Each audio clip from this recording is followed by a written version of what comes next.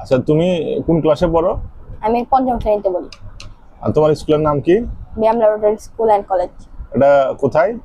এটা বগুড়াতে। আচ্ছা, তুমি কি জানো সারা বাংলাদেশে ছাত্ররা আন্দোলন করতেছে? এটা জানি, কিন্তু কেন হচ্ছে আন্দোলনটা? আন্দোলন হচ্ছে তারা বলতেছে প্রশ্ন কমন পড়ে নাই, পুরো খুব কঠিন হয়েছে, আর পরীক্ষার হলে টিচাররা দেখাদেখি করতে বা ঘাড় ঘুরাতে দেয় না, এরকম নাকি কঠিন। প্রশ্ন কি বই থেকে বাইরে আসছে? না, প্রশ্ন বই থেকে বাইরে আসে নাই, সব বইয়ের ভেতরেই আসছে, একটু হয়তো ঘুরে দেওয়া হয়েছে এই জন্য আর কি। তাহলে তাদের সমস্যা কি? সব তো ঠিকই আছে তাহলে। তা তোমার পঞ্চম শ্রেণীর বই থেকে যদি প্রশ্ন একটু ঘুরে দেওয়া হয়, তুমি কি পারবা? হ্যাঁ, আমি অবশ্যই পারবো। যদি তোমার ঘুরে পেঁচা দেয় তাহলে সমস্যা কি? আমি তো সবই পারবো।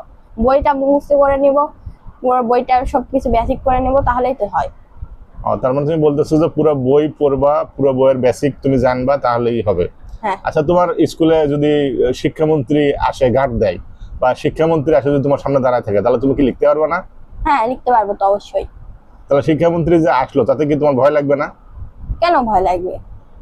তার মানে তুমি বলতে চাচ্ছ যে শিক্ষামন্ত্রী আসলে তোমার তো কোনো সমস্যা নাই, তুমি পড়ে যাবা, যেহেতু তোমার কোনো সমস্যা নাই। আচ্ছা, এখন তো তুমি ক্লাস 5-এ পড়ো, তুমি যখন ইন্টারমিডিয়েট পরীক্ষা দেবা বা এসএসসি পরীক্ষা দেবা, ওই সময় যদি শিক্ষামন্ত্রী থাকে, তাহলে কি তোমার কোনো ভয় লাগবে?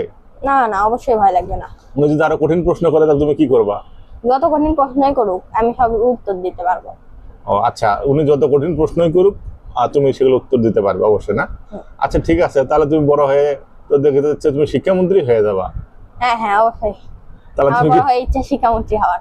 আচ্ছা, ঠিক আছে, তুমি যদি শিক্ষামন্ত্রী হও, তুমি কি কঠিন প্রশ্ন করবা? হ্যাঁ, যদি ছাত্ররা পড়ে আসে তাহলে তারা পারবে।